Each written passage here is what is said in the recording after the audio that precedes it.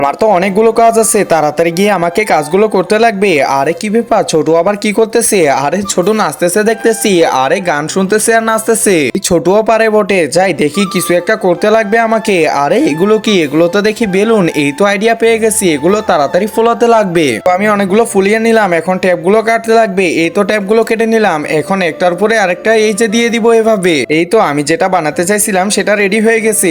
আরে বাহ, অনেক সুন্দর লাগতেছে তো একটা। আরে কি ব্যাপার, মা আবার কি করতেছে? এখন এটা তাড়াতাড়ি ফ্যানের মধ্যে টাঙিয়ে দিতে লাগবে। এই তো দিয়ে দিলাম, এখন তাড়াতাড়ি ফ্যানটা চালু করে দেই। আরে দেখো দেখো, এটা কত সুন্দর করে নাচতেছে ফ্যানের সাথে সাথে। আরে মা, এটা তুমি আবার কি বানাইলা? এটা তো দেখি নাচতেছে। আরে হ্যাঁ রাজু, এটা এখন ফ্যানের সাথেও নাচবে, কেমন লাগছে? একজন মা কতটা আপন হয়ে থাকে, যার মানেই তাকে জিজ্ঞাসা করে দেখো। তো দেখা যাক বন্ধুরা, এই মায়ের জন্য কে ভিডিওটিতে লাইক এন্ড সাবস্ক্রাইব করে।